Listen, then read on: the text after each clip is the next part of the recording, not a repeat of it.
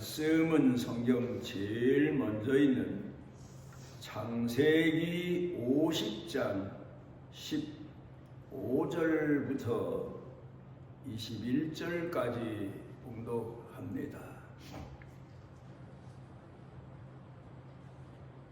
요셉의 형제들이 그들의 아버지가 죽었음을 보고 말하되 요셉이 혹시 우리를 미워하여 우리가 그에게 행한 모든 악을 다 갚지나 아니할까 하고 요셉에게 말을 전하여 이르되 당신의 아버지가 돌아가시기 전에 명령하여 이르시기를 너희는 이같이 요셉에게 이르라 내 형들이 내게 악을 행하였을지라도 이제 바라건대 그들의 허물과 죄를 용서하라 하셨나니 당신 아버지의 하나님의 종들인 우리 죄를 이제 용서하소서 하며 요셉이 그들이 그에게 하는 말을 들을 때 울었더라.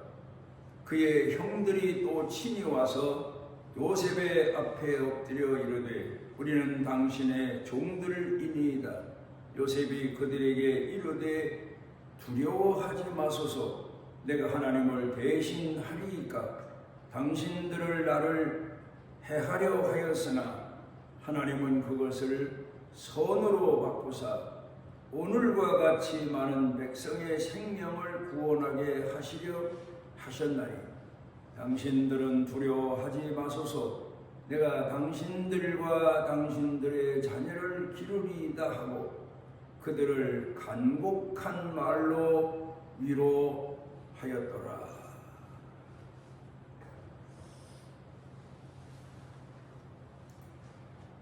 한때 우리 사회를 떠들썩하게 했던 사회가 붙여준 이름 대도라는 사람이 있었습니다. 그런데 그에게 한 여성이 관심을 가지고 감옥에 편지도 보내고 그리고 그의 뒷바라지까지 해주다가 결국 결혼까지 하게 됐습니다. 그리고 감옥에서 나온 후에 그 사람을 신학을 보내서 목사가 되기까지 그와 결혼한 여성이 모든 뒷바라지를 다 했습니다. 그리고 몇 년 지나지 않았는데 이웃 나라에 갔다가 또다시 옛날 버릇이 그대로 남았었는지 남의 집 담을 넘었다가 결국 체포되고 감옥에 또 가게 됐고 그로 인하여서 그 가정이 파괴가 됐고 그를 지금까지 뒷바라지했던 그 부인은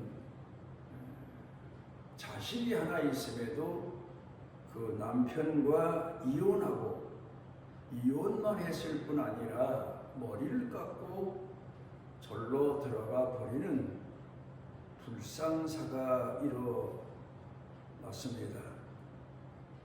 우리 그리스도인들이 볼 때에는 안타깝기 이를 데 없는 사건이고 믿음의 실패, 사랑의 실패자의 모습을 한눈으로 볼 수 있었던 그런 이야기입니다. 이 세상을 살다 보면 사람이 어떤 때에는 선한 도구로 쓰여지는 경우도 있고 또 어떤 때에는 악의 도구로 쓰여지는 경우도 있습니다. 옛날 말 중에 아무리 똑똑한 사람일지라도 10 중에서 9에 대해서는 잘 알아도 하나에 대해서는 모를 수 있다는 말이 있고 아무리 바보 같은 사람일지라도 9에 대해서는 몰라도 하나에 대해서는 잘 알 수 있다는 말이 있습니다. 우리가 살아가면서 이런저런 일로 인하여서 때로는 선한 일을 하기도 하고 때로는 나도 모르게 남에게 이웃에게 악한 일을 저지를 때도 없잖아 있습니다. 어쩔 수 없는 상황도 있지만 의도적인 상황도 있을 수 있고 또 때로는 살다 보니까 악의 도구로 선의 도구로 쓰여지는 경우도 없지 않아 있습니다. 그런데 여기에서 문제가 무엇인가 하면 사람들은 어쩌다가 몇 번 체면상 억지로 마지못해 선을 행하고 나서도 자기는 마치 평생을 선의 도구로만 사는 줄로 착각하는 겁니다. 그런가 하면 어떤 경우는 어쩔 수 없는 상황이거나 아니면 본인이 의도적으로 악을 행했을 경우 자신은 죄인으로서 용서받을 수 없는 사람인 줄로 생각하고 늘 죄에 매여 사는 그런 사람도 우리 중에 참으로 많습니다. 그런데 우리가 살아가면서 어떤 경우에는 선한 도구로 쓰여지기도 하고 어떤 경우는 악한 도구로 쓰여지기도 합니다마는 그런데 여기에서 가장 우리 그리스도인들이 생각해 봐야 될 것은 바로 근본의 문제입니다. 사람은 어떤 존재냐 하는 겁니다. 성경 가운데 보게 되면 사람의 존재에 대해서 예레미야 17장 9절에 만물보다 부패한 것이 사람이다. 그렇게 사람들의 내적인 상태를 선지자 예레미야가 외친 내용이 나옵니다. 사실 그렇습니다. 사람은 선을 행하는 사람이거나 악을 행하는 사람일지라도 그 속사람 깊이를 들여다보면 모두가 다 동일하게 타락한 자요 부패한 자라고 하는 사실을 잊어서는 안 됩니다.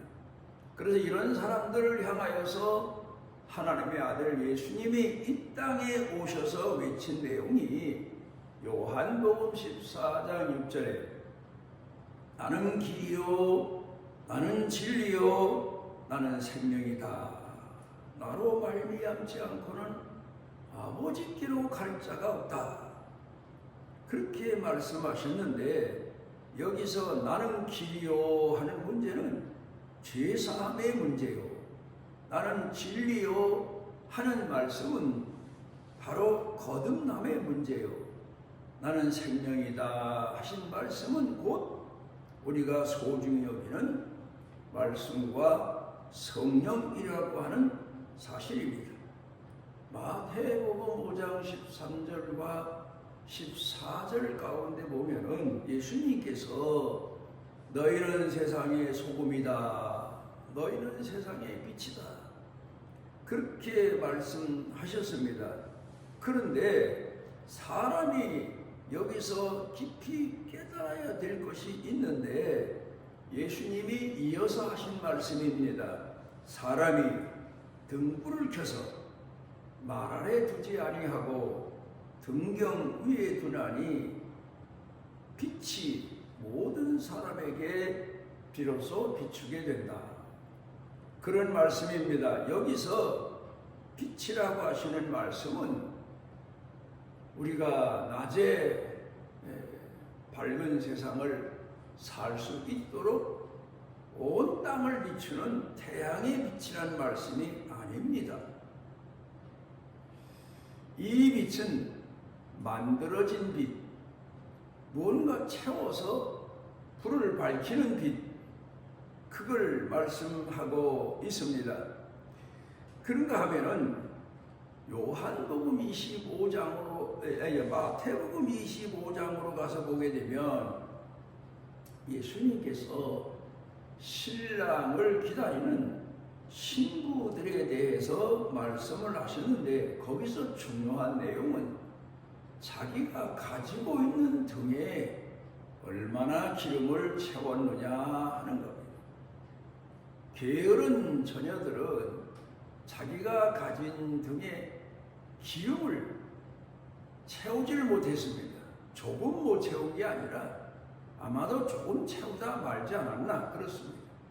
그런데 지혜로운 처녀들은 자기가 가진 등에 기름을 가득 채웠다가 신랑이 온다 맞으러 나가라 할 때에 불을 밝히고 신랑을 맞이하러 나갔다고 예수님이 비유를 들어 말씀하셨는데, 여기에서 중점적으로 우리가 생각해 봐야 될 것은 불을 밝히는 기름입니다.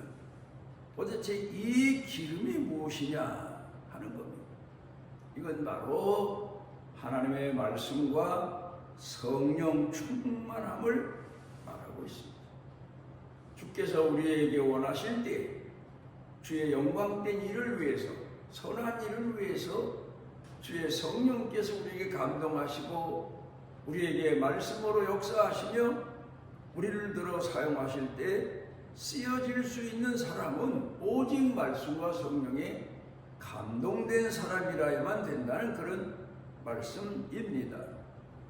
우리가 여기서 중요한 것 하나를 생각해야 됩니다. 우리가 신앙생활합니다. 하나님 앞에 선한 도구로 쓰여지기도 합니다. 또 때로는 하나님께서 원하시는 뜻인 줄 알고 주 앞에 충성도 다합니다. 그런데 이 모든 과정에 있어서 가장 핵심적이고 주도적인 내용이 뭐냐 하는 겁니다.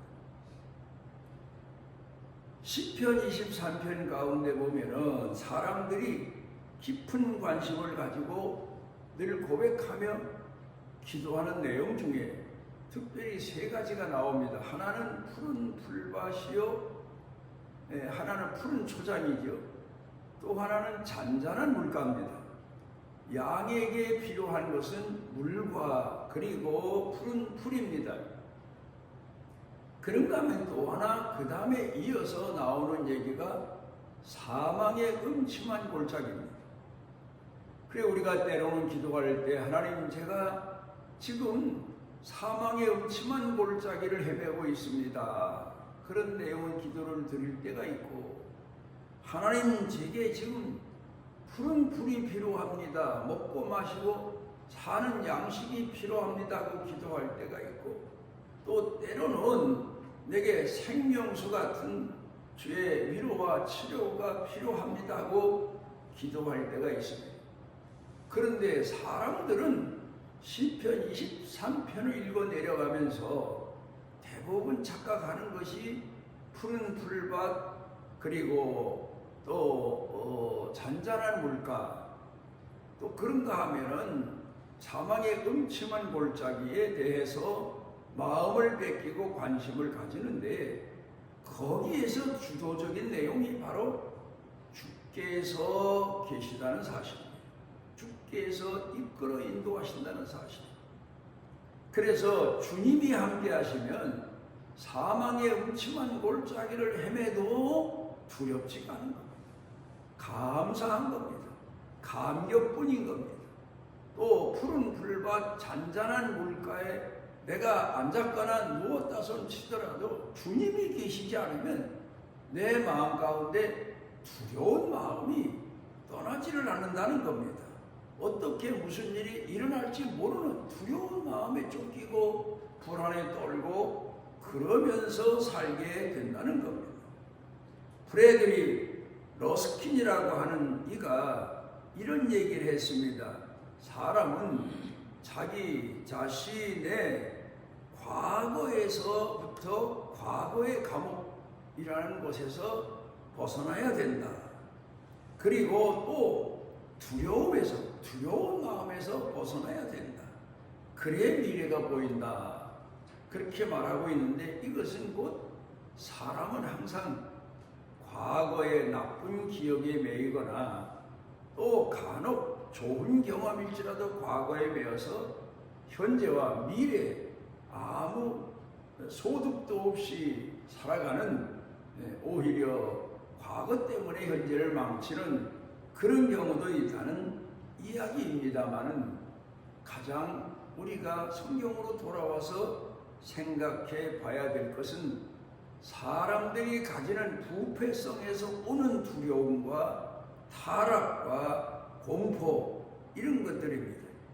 이런 것을 해결하면서 우리가 하나님의 사람으로 살아갈 수 있는 것은 선한 목자이신 주께서 말씀과 성령으로 우리와 함께 하시기 때문에 오늘 우리가 감사하고 살 수 있고 찬양하며 살 수 있고 미래에 대한 소망에 대해서 기뻐하며 살아갈 수 있게 되는 겁니다.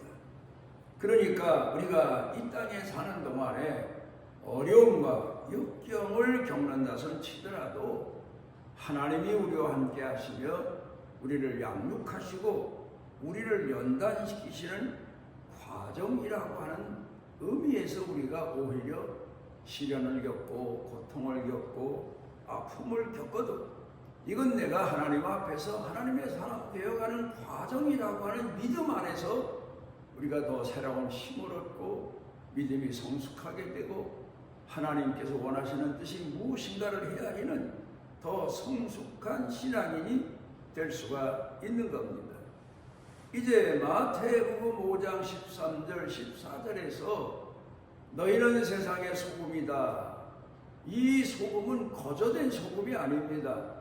염전에 가게 되면 소금을 만들기 위해서 많은 사람들이 얼마 동안 오래도록 태양의 뜨거운 볕 아래서 그 소금물을 걸러내기도 하고 증발된 소금들을 물이 증발된 남은 소금들을 모으기도 하고 그런 과정, 염전의 과정을 통해서 만들어진 소금.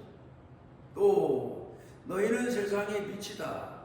그러니까 우리가 등불을 켜기 위해서 만들어진 기름은 과정이 필요한 겁니다. 우리가 지금도 무슨 산유국이니 이런 얘기를 합니다만은 거기서 나온 기름이 땅에서 나왔다고 해서 그냥 우리가 생활에 유용하게 필요하도록 쓰여지는 게 아닙니다. 과정을 거쳐야 됩니다. 그래야만 불을 밝힐 수 있는 기름이 되는 겁니다. 그러니까 우리가 이 세상 살면서 하나님이 우리를 과정을 통해서 연단을 시키시며 하나님의 사람으로 빛을 발하게 하시고 하나님의 사람으로 소금처럼 희생과 헌신에 아까움 없이 부담 없이 기꺼이 기쁜 마음으로 감사한 마음으로 쓰여지며 살아갈 수 있는 축복에 이르도록 우리의 믿음을 성숙시켜 주시는 겁니다. 이제 오늘 성경 본문 말씀으로 돌아와서 봅니다. 요셉이 어떤 사람입니까? 자기 고향 아버지 집에 있을 때 형들에게 미움을 받아서 결국은 죽을 뻔했다가 겨우 몇 형제의 주선으로 노예로 팔려 애굽에 내려가게 된 사람입니다. 귀공자처럼 아버지의 사랑을 독차지하고 살다가 노예로 팔려갈 때 요셉의 심정이 어떠했겠습니까? 원수가 따로 있습니까? 형들이 원수지요. 자기를 노예로 팔아버린 형들에 대한 원망하는 마음이 얼마나 컸겠고 노예로 팔려가서 그가 겪은 고통과 아픔, 시련의 날들은 사람이 죽지 못해 사는 날들을 살았을 겁니다. 그런데도 요셉은 그런 때에 하나님을 의지합니다. 하나님과 함께합니다. 우리가 성경을 통해 보면 아브라함만 하나님께서 자기 본토 친족 아비집에서 불러내셔서 그와 함께하시며 연단시키셔서 아브라함이 되도록 아버지가 열국의 아버지가 되도록 보잘것없던 한 인간이 큰 믿음의 조상이 되도록 그를 양육시키시고 연단시키시고 이끌어 주시고 사용해 주신 분이 바로 하나님이시라고 하는 사실입니다. 그와 마찬가지로 아브라함만 아니라 이삭도 그랬고 야곱도 그랬고 그 과정을 통해서 하나님은 정제된 기름처럼 그들을 빛으로 또 그런가 하면은 염전에서 만들어진 소금처럼 연단의 과정을 통해서 하나님의 사람으로 들어 사용하신 것을 생각해 볼 수 있습니다. 마찬가지로 요셉도 그런 사람으로서는 가히 상상할 수 없는 그런 과정을 겪으면서 자기 형들에게 배신을 당할 정도가 아니라 버림을 당할 정도가 아니라 완전히 죽음보다 더 못한 노예로 팔려간 고통과 연단의 과정을 겪었지만 그는 그때에도 하나님을 공경하는 신앙을 포기치 않고 깨어서 기도했고 하나님을 더 의지했고 고난과 역경 중에 하나님 앞에 얼마나 부르짖어 내적으로 기도하고 또 실질적으로 기도하며 살았겠습니까? 그렇게 살았는데 하나님은 그와 함께 하시며 그에게 큰 재능도 주셨고 은사도 주셔서 결국 바로 왕의 꿈 해몽을 통하여서 바로 왕이 제일 믿는 애굽의 총리까지 됐습니다. 대성공, 이보다 더 큰 성공이 어디 있겠습니까? 아마 지옥에서 천국에 올라간 것처럼 사망의 음침한 골짜기에서 푸른 초장 잔잔한 물가로 구원받은 것처럼 요셉의 삶이 하나님 앞에 세상 사람이 우러러보는 멸시하고 무시하고 진숙만도 못하게 천대하고 하던 그런 요셉이 이제는 왕 다음으로 추대받고 존경받는 그런 자리에까지 오르게 돼서 형들을 만나게 됩니다. 그런데 형들은 이제 그 아버지가 돌아가고 나면 저 동생이 속에 품고 있던 아버지가 살아계실 때에는 아버지의 아들들이니까 옛날 우리에 대한 원수를 갚지 못했지만 아버지가 돌아가시고 났으니 이제 요셉이 옛날 그 마음 속에 품었던 겪었던 그 고통, 아픔, 치욕 이런 것들을 생각하며 우리에게 원수를 갚지 않을까 하는 두려움에서 그 형들이 요셉 앞에 무릎을 꿇고 아버지 유언이 우리를 용서하라고 했으니 우리를 용서해 달라고 간청을 합니다. 여기에서 요셉은 그 형들을 오히려 위로하고 다 용서하고 포용하고 내가 당신과 당신의 자녀들까지도 다 포용하고 안내하고 이끌어주고 돌보아주고 보호해 주겠다고 약속을 하게 됩니다. 여기서 우리가 요셉의 심정을 그때 형편을 헤아려 보면 성공자의 여유가 아닙니다. 하나님 말씀과 성령을 통해서 지나는 동안의 과정을 겪으면서 변화되고 거듭난 그런 하나님의 사람의 포용이고 용서라고 하는 사실을 우리가 생각해 볼 수 있습니다.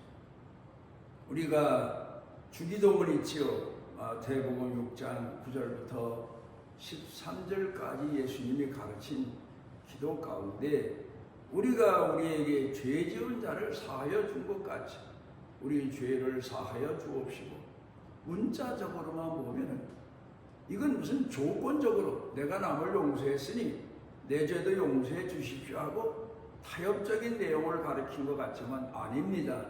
그 깊은 뜻을 헤아려 보게 되면 하나님의 내 죄를 용서해 주셨으니 나도 남의 죄를 용서하게 주십시오. 하나님이 나의 죄를 용서하시고 내 타락과 부패를 문책하지 않으시고 다 끌어안으시고 용서하시고 씻어 성결케 해주셨으니 나도 이제 하나님 앞에 입은 사랑과 은혜만큼 내게 원수된 사람들을 다 용서하고 포용하고 그리고 그들을 이끌어줄 수 있는 하나님 닮은 신앙인으로 살아가게 주십시오 하는 기도 내용인 것을 우리가 성경 말씀을 통해서 깨닫게 됩니다. 오늘도 우리는 살아가면서 거듭난 신앙인으로, 하나님의 도구로, 하나님의 일꾼으로, 하나님의 자녀로 요셉처럼 살아갈 수 있는 그런 믿음의 사람이 되기 위해서 끊임없이 나 자신을 낮추고 나 자신을 쳐서 복종케 하며 하나님께 충성 다하고 쓰임받는 축복의 사람들 모두가 되시기를 바랍니다. 우리를 사랑하셔서 주의 자녀 삼아주시고 요셉의 연단 과정을 주도하시고 요셉이 하나님 사람 되도록 이끌어 주시고 인도해 주시고 하나님의 빛된 사람으로 사용하신 것처럼 우리도 이끌어내시고 연단시키시고 하나님의 사람 되도록 축복하시고 포기치 아니하시는 아버지 하나님, 우리에게도 주의 긍휼하신 은혜 가운데 주의 사람 되어 싸우니 우리도 우리 가족 이웃들에게 하나님께서 우리에게 원하시는 하나님의 사람으로, 선한 도구로, 빛된 사람으로, 소금된 사람으로 우리 생활을 살아갈 수 있도록 우리를 주도해 주시고 주관해 주시고 이끌어 주시고 사용하여 주옵소서. 예수님 이름으로 기도드리옵나이다. 이스라엘의 하나님 여호와께서 그 날개 아래 보호를 받으러 온 내게 온전한 상 주시기를 원하노라. 우리의 선한 목자가 되셔서 미련하고 우둔한 자를 깨워주시고 또 우리를 가르쳐 주시고 우리를 이끌어 주셔서 하나님의 자녀로 살아가도록 은총 베푸신 우리의 선한 목자이신 우리 주 예수 그리스도의 무한하신 은혜와 우리를 선택하시고 영원토록 포기하지 아니하시고 구원이 완성되기까지 이끌어 인도하시는 아버지 하나님의 만극하신 사랑과 또 우리 속에 내재하셔서 깨워주시고 일으켜주시고 위로해 주시고 빛을 비추게 해주시고 소금처럼 헌신과 희생의 자리에 이르러서 하나님께 영광 돌리도록 하시는 성령님의 능력의 은총이 사랑하는 자녀들 머리 위에 영육간에 사는 생활 중에 가정, 일터, 경영, 온 교회 중에 넘치고 넘치도록 함께 하시기를 축원하옵나이다.